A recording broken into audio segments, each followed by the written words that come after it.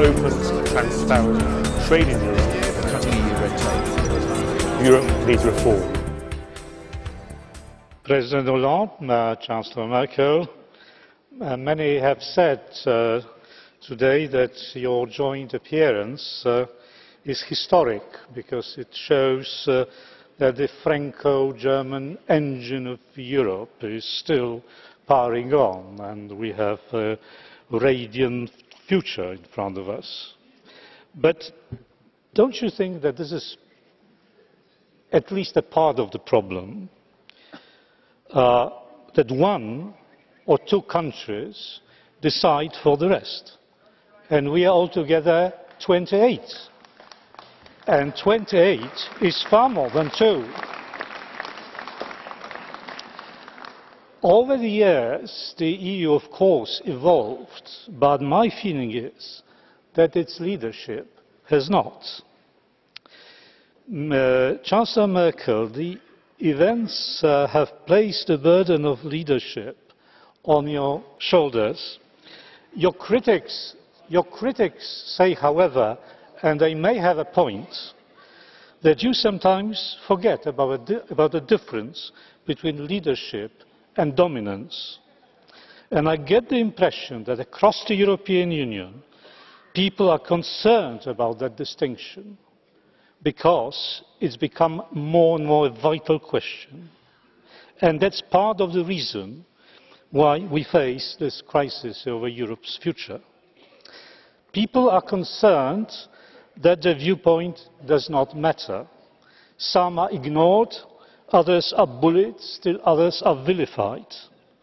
People are concerned because they hear this deafening federalist rhetoric, not rooted in reality, and through that thin vein of rhetoric, they see a ruthless power play with President Hollande and Chancellor Merkel as major actors, more powerful than those who hold formal positions allegedly higher in the political hierarchy. Chancellor Merkel, you spent your early years in a communist country, so did I. I remember a saying from the bad old days that communism is a system which courageously solves the problem it itself created.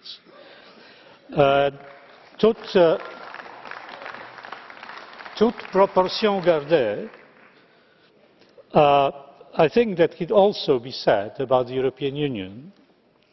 We created the Euro system, and since day one, we have been wrestling with the problems it generated.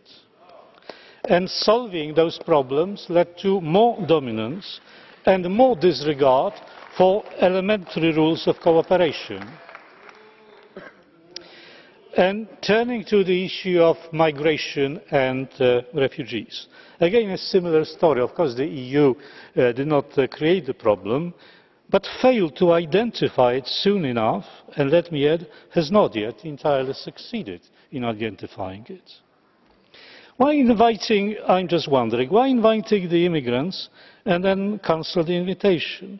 Why playing the cat and mouse game with the Schengen procedures?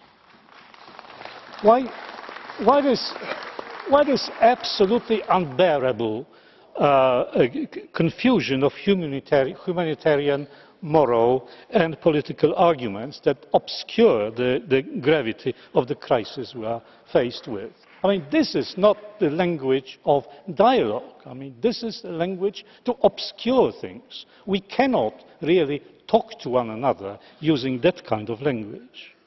It's preaching. It's not a dialogue. It's preaching. And there has been a lot of preaching this afternoon in this chamber, as a matter of fact, every day.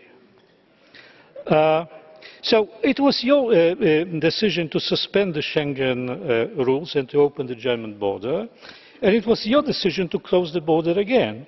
And as far as I know, you did not consult any government or any European institution for that matter. If this is not a proof of dominance, what is? If one wants to have another proof, look at what happened last month at the Home Affairs Council. So this is not the right way of doing things. President Hollande, Chancellor Merkel, let me finish by the following plea, if you will. I urge you to be more responsive to reality. The more European hubris is riding high, the more people are being left behind, not listened to, pushed outside the territory of respectability. This has lasted long enough and cannot go forever.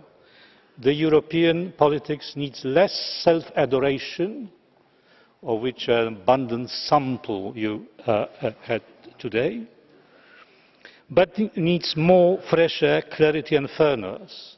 Otherwise, the EU will be more and more looked at with reluctance, disdain, if not outright hostility. And we do not want it, do we?